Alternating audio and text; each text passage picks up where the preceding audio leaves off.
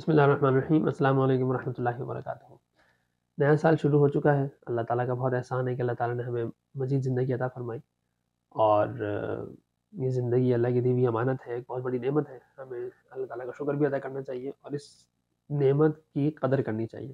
ہمیں چاہیے کہ اب یہ جو 2025 ہے، ہم یہ سمجھیں کہ یہ ہمارے لیے کامیابی کا سال ہے، دنیاوی اعتبار سے بھی اور دینی اعتبار سے بھی۔ بہت ہم اپنا وقت برباد کرتے ہیں بے مقصد کاموں میں، فار ایگزامپل ریلز ہیں، شارٹس ہیں، بالکل انتہائی درجے کی یعنی کہ فضول یہ حرکت ہے، ریلز اور شارٹس دیکھنا، اپنا وقت اس پر برباد کرنا، نہ اس میں دنیا کا فائدہ ہے نہ دین کا فائدہ ہے، اور اس کے علاوہ یہ ہماری ذہنی نفسیاتی صحت پر بہت برا اثر پڑتا ہے، اس سے ہمارا فوکس اسپین بہت چھوٹا ہوتا جاتا ہے، بہت سے نقصانات ہیں اس کے۔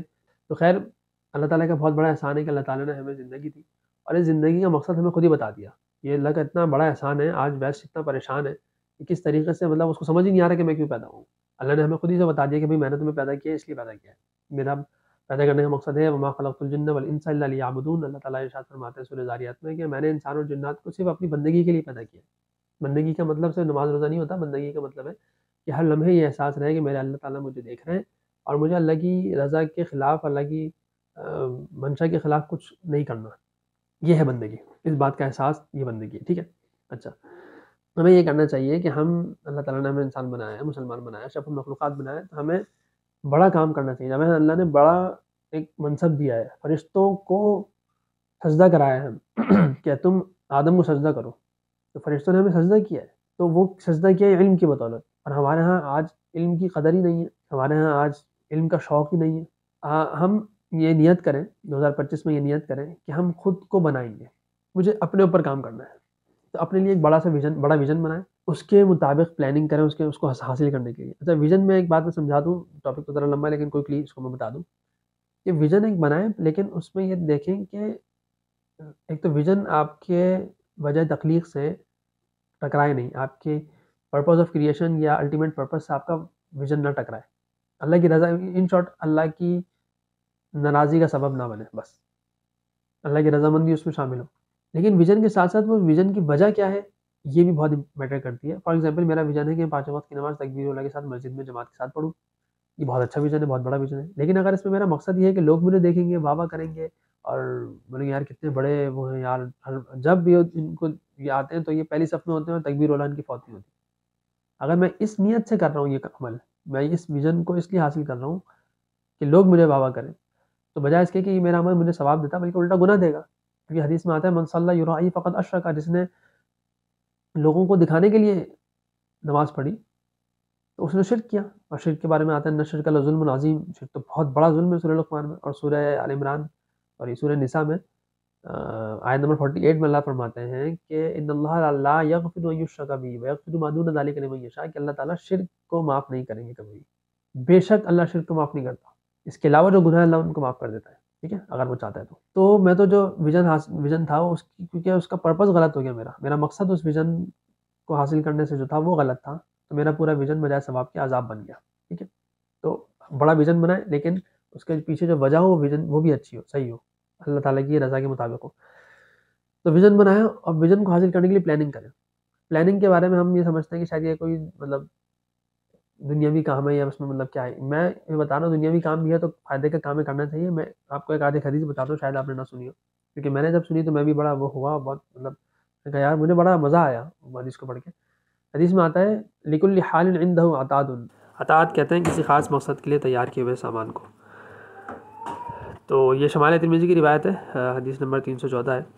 تو یعنی آپ صلی اللہ علیہ وآلہ وسلم کہ ہر کام کے لیے نا ایک انتظام ہوا کرتا تھا، یعنی ہر کام کے لیے آپ صلی اللہ علیہ وسلم کے ہاں ایک انتظام ہوتا تھا، ایک مینجمنٹ ہوتی تھی۔ اب اس میں بہت سی چیزیں آ سکتی ہیں، کام کیسے ہوگا، کس وقت ہوگا، تو یعنی اس سے ہمیں پتہ چلتا ہے کہ پوری مینجمنٹ کا ایک انتظام ہوا کرتا تھا۔ انتظام کا مطلب ہی مینجمنٹ ہے۔ تو آپ صلی اللہ علیہ وسلم اپنے گھر میں جب ہوتے تھے تو اپنے گھر کے وقت کو 3 حصوں میں تقسیم کرتے تھے۔ ایک حصے میں عبادت کرتے تھے، نماز وغیرہ، دوسرے حصے میں گھر والوں سے ہنسنا بولنا، بات کرنا، ان کے حالات کی تحقیق کرنا، تیسرا جو حصہ ہوتا تھا وہ اپنی ضروریات، راحت و آرام کے لیے رکھتے تھے۔ پھر اس تیسرے حصے کو بھی، اپنے والے حصے کو 2 حصوں میں تقسیم کرتے تھے، اور ایک حصہ اپنے لیے اور ایک حصے میں خصوصی حضرات صحابہ کرام رضی اللہ تعالیٰ عنہم اجمعین آتے تھے، اور اس میں یعنی ان خاص صحابہ آتے تھے، اور ان خاص کے ذریعے سے آپ صلی اللہ علیہ وسلم کی ہدایات عام عوام صحابہ تک پہنچا کرتی تھی۔ تو یہ روایت پھر اور کتابوں میں بھی، امام طبرانی کی معجم کبیر میں، الاحادیث الطبال میں، ابن سعد کی طبقات میں، آجری کی شریعہ میں، امام بہقی کی شعب الایمان میں، ابو نعیم اصفہانی کی دلائل النبوہ میں، ابن شاذان کی مشیخہ میں، تو یہ روایت مختلف کتابوں میں بھی پائی جاتی ہے۔ اس طرح کی روایت آپ کو مل جائے گی۔ تو جب وہ پلان کر رہے ہیں تو پھر میں اور آپ کیوں نہیں پلان کر رہے؟ تو بڑا ویژن بنائیں، پلان کریں اور پھر اس کے مطابق عمل کریں۔ ہمارا پتہ نہیں، ہم زندگی ایسے گزاریں جیسے ہمیں منزل کا پتہ ہی نہیں ہے اور بس چلے جا رہے ہیں۔ تو یہ تو بالکل ہی عجیب سی بات ہے۔ ہمیں اس کی مثال ایسی ہے کہ ہم گاڑی میں بیٹھیں اور بس نکل جائیں، پتہ ہی نہ ہو کہاں جا رہے ہیں، بس چل رہے ہیں۔ کوئی پوچھے میں کہاں جا رہے ہیں، پتہ نہیں یار، بس میں جا رہا ہوں۔ کہاں جا رہے ہیں، کہاں جانا ہے آپ کو؟ بس جا رہا ہوں۔ اب گلی کے کونے پہنچے، کہاں پہنچے؟ اب سیدھا ہاتھ پہ جا رہا ہے ایک راستہ، ایک الٹا ہاتھ پہ جا رہا ہے، چلو یار اب سیدھا تو مڑ جاتے ہیں، آگے کہاں جائیں گے؟ دیکھتے ہیں آگے جا کے، دیکھتے کیا ہوتا ہے۔ مطلب ہمیں ایسا تو نہیں، ہم تو ایسا تو نہیں کریں گے نا۔ ہمیں اگر یہاں سے جگہ جانا ہے، فار ایگزامپل ہمیں پوائنٹ اے جانا ہے، تو میں اس کے حساب سے پورا راستہ بناؤں گا اور اس کے حساب سے وہاں پہنچ جاؤں گا۔ یہی طریقہ ہم تو چھوٹے سے سفر میں ایسا کر رہا ہوتا ہے، تو زندگی کے اتنے بڑے سفر میں ہم کیسے نہیں منزل کا تعین کرتے؟ تو پہلے ایک مقصد متعین کریں اور اس کے مطابق زندگی گزاریں۔ تو جب ہمارا ایک ویژن ہوگا، مقصد ہوگا کہ ہمیں یہاں پہنچنا ہے، تو ہم اس کے حساب سے پلان کریں گے اور پھر اس کے مطابق عمل کریں گے۔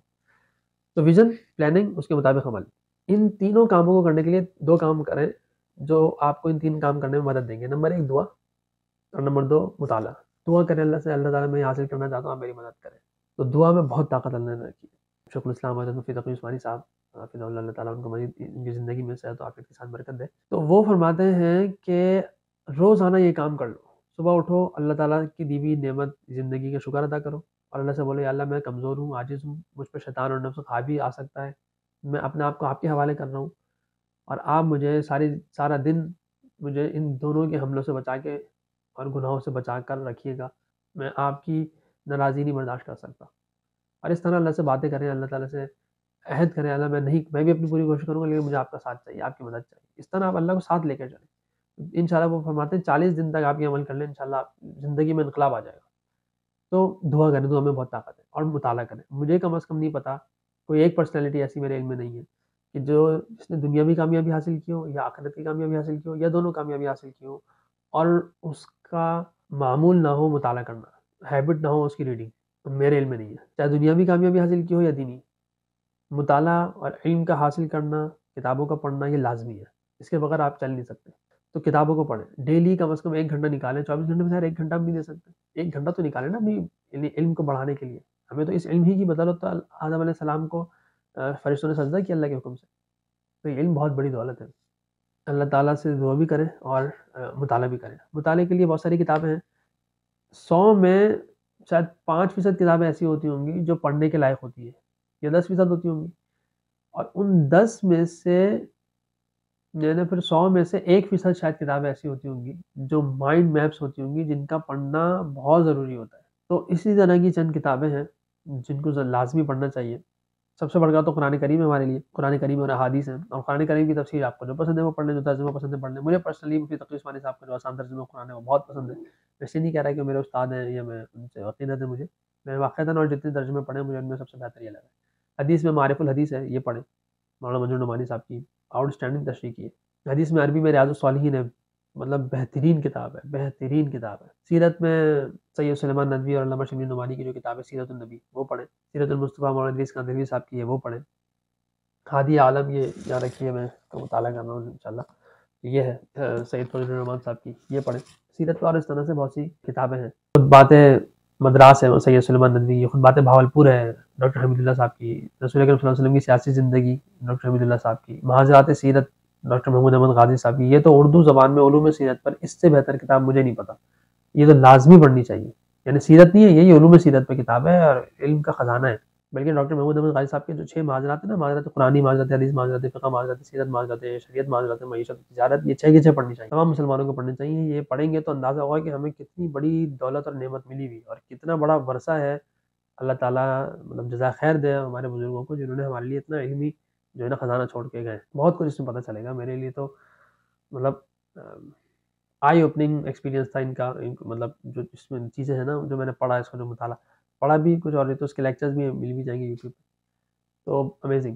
تو اس طرح چند کتابیں جو لازمی پڑھنی چاہیے۔ اس طریقے سے پرسنل ڈیولپمنٹ کے اوپر بہت سی کتابیں، 7 habits of highly effective people ہے اسٹیفن کوی کی، اٹامک ہیبٹس ہے، ہاؤ چلڈرن فیل یہ تو پیرنٹس کو پڑھنی چاہیے. How children feel, how children learn, اور لرننگ آل دا ٹائم. یہ جان ہالٹ کی کتابیں تینوں بہترین ہے, یہ پڑھنی چاہیے.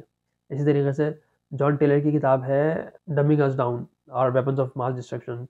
اسی طریقے سے ایک کتاب ہے ڈیپ ورک. اسی طریقے سے ایک کتاب ہے 4 آور ورک ویک, بہت بہترین ہے. بزنس یہ تو مطلب ویسے بھی پڑھنی چاہیے, بہت فائدہ ہوگا. اور ایک اور بات میں کہوں کہ اس وقت جو ہے نا, ہمیں ایک سورس آف انکم پہ ریلائی نہیں کرنا چاہیے. کوئی کچھ بزنس بھی شروع کر دے, بھلے وہ آپ کو مہینے میں 1000 10,000 5,000 ہی مل رہے ہیں اس سے, لیکن وہ شروع کرنے رکھے اپنے پاس. ایک بزنس شروع کرنا آج سے شروع کر دیں. مطلب اس طرح کی بہت سی کتابیں جو ہمیں پڑھنی چاہیے. ٹیوزڈیز ود موری یہ کتاب ہے, دا لاسٹ مغل ولیم ڈیلرمپل کی کتاب ہے. تو یہ کتابیں بہت ہمیں مطلب فائدہ دیں گی, ضرور پڑھنی چاہیے. اس طرح بے تحاشا کتابیں ہیں جو ہمیں پڑھنی چاہیے. بے تحاشا سے مطلب یہ ہے کہ میرے پاس چند کتابیں اور ہیں ایسی جو میں بتا سکتا ہوں. پیرنٹس کے لیے ایک اور کتاب ہے تربیت اولاد کا نبوی انداز اور اس کے زرعی اصول. یہ عربی کی ایک کتاب ہے, اس کا ترجمہ ہے, بہترین کتاب ہے تربیت اولاد پر. اور اگر ڈیٹیل اسی طرح ایک اور کتاب ہے تربیت اولاد اور اسلام اور تربیت اولاد, ڈاکٹر حبیب اللہ مختار صاحب نے ترجمہ کیا ہے اس کا. اسی طریقے سے مثالی ماں مثالی باپ محمد حنیف عبد المجید صاحب کی, وہ پڑھنی چاہیے پیرنٹس کو. تو یہ مطلب کتابیں, میں آپ سوچ رہے ہیں کہ میں کتابیں بتائے جا رہی ہوتی, کتابیں کون پڑھے گا بھائی. یہ کتابیں الحمدللہ میرے پاس ہیں, میں پڑھتا رہتا ہوں. بہت سی کتابیں, بہت مطلب اس کے علاوہ پتہ نہیں کتنی کتابیں میں پڑھ چکا ہوں. علوم القرآن مفتی تقی عثمانی صاحب کی قرآنی علوم کو اور قرآن کریم کو سمجھنے کے لیے, کیا ہے قرآن کریم, اس کو سمجھنے کے لیے بہت شاندار کتاب ہے. اردو زبان میں اس سے بہتر کتاب نہیں ہے, یہ رکھی ہوئی میرے پاس. تو کتابیں تو یہ تو پڑھنے کی چیز ہے نا. اب میں بھی تو ہوں, میں تو نہیں سمجھتا میں بہت زیادہ مطالعہ کرتا ہوں, لیکن اس کے باوجود میں نے کچھ کتابیں پڑھ لی الحمدللہ. تو کتابیں تو مجھے اور زیادہ پڑھنی ہے. تو کتابوں کے بغیر زندگی نہیں ہے. میں جب کتابوں مطلب میری سب سے قیمتی متاع چیزوں میں وہ یہی ہے کتابیں. مجھ سے پوچھا جائے موبائل قیمتی ہے, لیپ ٹاپ قیمتی ہے میرے لیے, یا گاڑی قیمتی ہے میرے لیے, گھر قیمتی ہے میرے لیے, تو میرے لیے کتابیں قیمتی ہیں. یہ میرا یعنی کہ سب سے میرے دل کے قریب جو سرمایہ ہے نا میرا, وہی میری کتاب ہے. الحمدللہ اللہ تعالیٰ کا لاکھ لاکھ شکر ہے, اللہ تعالیٰ کا شکر ادا کرتے رہنا چاہیے. تو اللہ تعالیٰ سے دعا ہے کہ اللہ تعالیٰ ہمیں وقت کی زندگی کی قدر کرنے کی توفیق اور ہمت عطا فرمائے. اقبال کے اشعار یاد آ رہے ہیں, ان اشعار پر میں اپنی اس بات کو ختم کرتا ہوں. اقبال نے وقت کی ترجمانی کرتے ہوئے کہا ہے, ہاں ایک کتاب اور ہے متاع وقت اور کاروان علم. اس کتاب نے تو نا میری زندگی میں اس کتاب کا بہت رول ہے. اس کتاب نے مجھے بہت کچھ دیا ہے. تھوڑا سا وقت لے کر مجھے بہت سارا وقت دیا ہے, اور بہت سارا وقت بھی نہیں, بہت سارا علم بھی دیا ہے. اس کتاب کو ضرور پڑھنا چاہیے. تو اقبال کے چند اشعار ہیں, وہ میں پڑھ دیتا ہوں. اقبال وقت کی ترجمانی کر رہے ہیں کہ بھائی جو تھا نہیں ہے, جو ہے نہ ہوگا, یہی ایک حرف محرمانہ. قریب تر ہے نمود جس کی, اسی کا مشتاق ہے زمانہ. آگے وقت کی ترجمانی کرتے ہوئے کہتے ہیں کہ میری سراہی, یعنی وقت ہم سے کہہ رہا ہے کہ میری سراہی سے قطرہ قطرہ نئے حوادث ٹپک رہے ہیں. میں اپنی تسبیح روز و شب کا شمار کرتا ہوں دانہ دانہ. ہر ایک سے آشنا ہوں لیکن جدا جدا رسم و رحم, یعنی کہ میں سب کے لیے سیم ہوں, سب مجھے جانتے ہیں, سب کے لیے 24 گھنٹے ہیں, لیکن سب کے ساتھ طریقہ میرا مختلف ہے, کیونکہ سب کا طریقہ میرے ساتھ مختلف ہے. ہر ایک سے آشنا ہوں لیکن جدا جدا رسم و راہ میری. کسی کا راکب کسی کا مرکب, کسی کو عبرت کا تازیانہ, یعنی کوئی کسی کے اوپر میں سوار ہوں اور کوئی میرے اوپر سوار ہے. کسی کا راکب کسی کا مرکب, کسی کو عبرت کا تازیانہ. نہ تھا اگر تو شریک محفل, قصور تیرا ہے یا کہ میرا, یعنی کہ اگر تمہیں ہوش نہیں تھا, تم ہی دنیا کی خرمستیوں میں لگے ہوئے تھے, قصور تیرا ہے یا کہ میرا. نہ تھا اگر تو شریک محفل, قصور تیرا ہے یا کہ میرا. میرا طریقہ نہیں کہ رکھ دوں کسی کی خاطر میں شبانہ. وآخر دعوانا الحمدللہ رب العالمین.